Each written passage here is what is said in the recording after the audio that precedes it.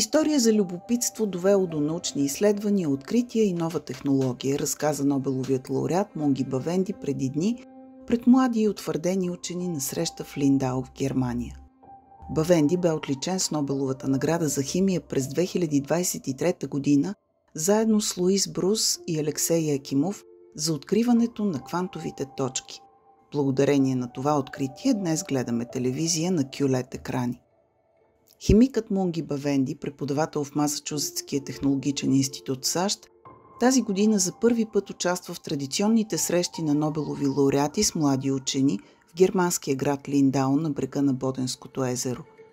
Бавенди бе сред повече от 30-те лауреати на Нобелова награда, които от 29 юни до 4 юли обсъждаха предизвикателствата и новите хоризонти пред химическите изследвания с близо 600 млади учени от цял свят. Тази година 3 млади български изследователи от Българската академия на науките участваха във форума. За любопитството в науката, за откритието си, за предизвикателствата пред човечеството, за които науката може да помогне, Бавенди говори пред БТА в онлайн интервю от Линдау. So I wanted to ask you if you have to describe the path to a scientific discovery, which are, let's say, three or five most important things that you have to do on your way to a scientific discovery. Well, I think like you said, the path is often slow and not a direct line. I would say you have to be flexible because one encounters failure, and one may need to redirect the path in a separate way than the one that was originally envisioned. You have to persevere because there are a lot of challenges that need to be overcome. You have to have patience.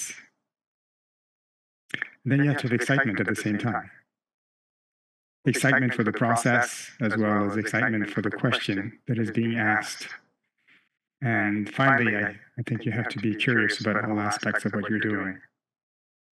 I think those are about 5 things. What application of your discovery seems most significant to you? Is it in medicine or the QLab? So there are 2 different questions here. The discovery that has had the most commercial impact has been in displays, because that's essentially the majority of displays today, and increasingly so, of certain size, beyond the size of a desktop display through the large TVs. Those more and more have quantum dots in them. So the production numbers are very large. These are now made in huge reactors, in factories. So commercially, that's the most important application in terms of the money and the numbers involved. The application in medicine, I find the most fascinating and the most interesting to me, in that it leads a path. It led a path, at least for me, to understanding the properties of nano objects, in the human body. And for me, it allowed me to engineer not just quantum dots, but other materials to have similar properties that are then applied to human health. And so, to me, that's the most significant one for me personally. What do you think are the greatest challenges nowadays for humanity that science can help? Are these that you've mentioned, like climate change, health, or something else? Well, I think, in my mind, the long-term issue of climate change is the dominant one, and the problem with that is that it's a little bit too long-term for people to think of it as a crisis sometimes.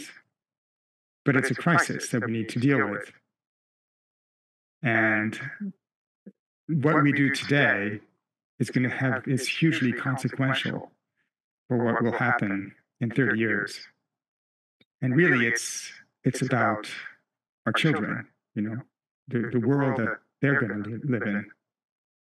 And so to me, so much starts from there, because issues of food, of health, many issues of food insecurities in the future in different areas of the world, of issues of large-scale health issues in many parts of the world are going to be impacted by whether or not we address climate change today. So I think to me that's really the dominant issue. It's not an issue of it's not a luxury to deal with it. It's fundamentally important.